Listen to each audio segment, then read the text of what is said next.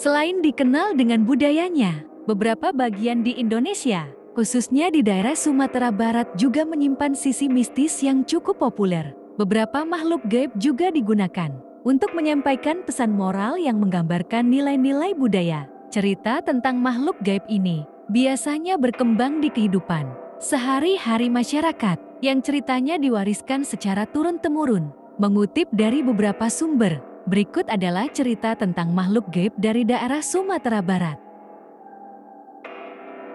Orang Bunian. Orang Bunian adalah sejenis makhluk halus yang dipercaya oleh masyarakat di Sumatera, Kalimantan, serta di Malaysia Barat. Berdasar mitos yang beredar, orang Bunian diyakini memiliki kemampuan supranatural dan biasanya gaib, sehingga hanya dapat dilihat oleh orang-orang tertentu. Orang Bunian hidup di dimensi yang berbeda dengan manusia dan hanya dapat dilihat ketika mereka mau menampakkan diri. Ketika menampakkan diri, mereka berwujud menyerupai manusia dengan paras yang rupawan. Sebagian masyarakat meyakini bahwa mereka hidup di pedalaman hutan atau bukit yang jauh dari pemukiman warga. Ada pula yang mengatakan bahwa mereka kerap tinggal di tempat-tempat sepi dan rumah kosong yang telah ditinggalkan pemiliknya dalam waktu lama. Mereka dipercayai suka keluar dari hutan ketika menjelang waktu maghrib. Oleh sebab itu, anak-anak dilarang berkeliaran di luar rumah pada waktu tersebut. Selain itu, orang Bunian dipercaya suka menyesatkan manusia di hutan.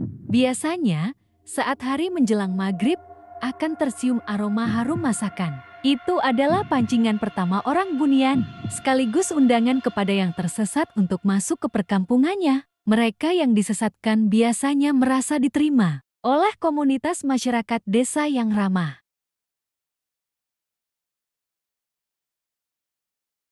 Palasik Kuduang. Palasik Kuduang adalah seorang manusia yang menjadi makhluk jati-jadian yang seperti layaknya kuyang. Namun Palasik Kuduang hanya memiliki kepala layaknya buntung. Biasanya mereka yang menjadi Palasik Kuduang karena mempelajari ilmu hitam dan bersifatnya turun-temurun. Mengutip dari sumber, Palasik adalah orang yang sedang mendalami ilmu hitam. Biasanya orang-orang ini juga memiliki ilmu gaib tingkat tinggi. Menurut ceritanya, ilmu Palasik dipercaya bersifat turun-temurun. Apabila orang tuanya adalah seorang Palasik, maka anaknya pun akan menjadi Palasik. Ilmu ini diwariskan kepada keturunannya hingga keturunan ke-7, tetapi tidak kepada keturunan ke-8. Penampakan Palasik ini seperti kepala tanpa badan yang melayang. Kuduang dalam bahasa Minang sendiri berarti buntung atau terpotong. Ciri khas dari Palasik ini adalah mereka tidak mempunyai cekungan di antara bibir dan hidung. Palasik jenis tersebut akan melepas kepala untuk mencari makan. Sementara itu, makanannya adalah bayi atau balita, baik yang masih dalam kandungan, yang baru lahir, bahkan yang telah meninggal dan dikubur. Tak heran jika Palasik sangat ditakuti ibu-ibu di Minangkabau, terlebih yang memiliki balita. Palasik sendiri dipercaya terdapat beberapa jenis. Ada Palasik yang mem akan bayi dalam kandungan. Ada yang mem akan bayi baru lahir yang masih rapuh sehingga sering sakit-sakitan, lalu meninggal dunia, bahkan setelah bayi itu dikuburkan. Menurut masyarakat Minang, jika kamu melihat orang yang mencurigakan atau memiliki ciri seperti Palasik, yaitu tidak mempunyai parit atau cekungan di antara hidung dan bibirnya, jangan dijauhi. Beranikanlah mendekati orang tersebut dan berbisik padanya. Ini cucumu atau ini anakmu dengan bisikan tersebut. Dipercaya mereka tak akan memakan bayi atau balita kita. Yang paling berbahaya dari ilmu Palasik ialah ilmu ini bisa diturunkan sampai 7 turunan. Penurunan ilmu ini dari anak, terus ke cucu dan seterusnya. Mitosnya, hal tersebut terjadi karena para penganut ilmu Palasik ini terkucil dari masyarakat dan mereka terpaksa menikah di antara sesama penganut Palasik. Dan jika berhasil menikah dengan orang biasa, konon anaknya tidak akan sekuat ayah atau ibunya karena sudah berdarah campuran. Antulapiak. Antulapiak atau hantu lampiak adalah roh atau hantu yang menyerupai tikar. Namun, tikar yang dimaksud bukanlah tikar berhias, melainkan gulungan air yang menyerupai tikar. Menurut sumber, istilah antu berarti hantu. Sedangkan lapiak berarti tikar atau permadani. Hantu lapiak sering dijumpai oleh masyarakat sekitar di sungai atau danau. Biasanya, ia akan menyerang mangsanya dengan mengelilinginya seperti menggulung tikar, yang berakibat korban terperangkap dan tenggelam. Seperti halnya tikar yang digulung, orang yang menjadi target roh ini jarang selamat.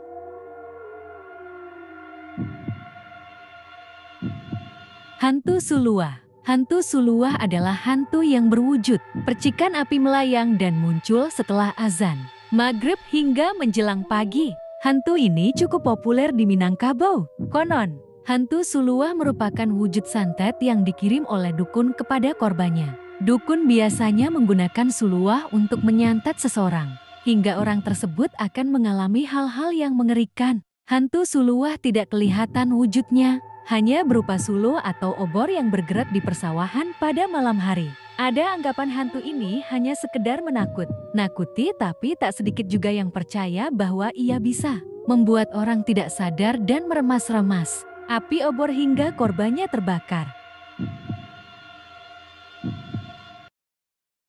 Hantu Cimolok. Hantu Cimolok adalah makhluk yang benar-benar menyeramkan, berjalannya kayang. Legenda hantu Cimolok ini di sebagian wilayah di daerah Sumatera Barat mungkin tidak begitu familiar. Hantu ini hanya dikenal oleh para penduduk daerah sekitar Kamangudaya, khususnya di Kapekong, Padang Kunyit, dan sekitarnya. Diketahui hantu Cimolok ini merupakan makhluk yang benar-benar menyeramkan. Adapun ciri-ciri makhluk hantu Cimolok ini yang digambarkan oleh warga setempat memiliki rambut keriting, wajah yang menakutkan, dan juga gaya berjalannya kayang. Hantu Siampa. Hantu Siampa adalah hantu legenda urban yang berasal dari ranah Minang. Siampa digambarkan sebagai sosok siluet tinggi besar dengan mata merah. Dikutip dari sumber, hantu Siampa biasa bersemayam pada bangunan tua yang sudah lama tidak dihuni dan pohon-pohon besar yang terlihat lebih mencolok daripada pohon-pohon lain di sekitarnya. Siampa ini bersosok hitam tinggi besar dan memiliki dua mata yang berwarna merah. Wujud Siampa terlihat seperti sosok yang besar dan mengerikan, memiliki badan yang tinggi, kulit hitam, dan mata merah menyala.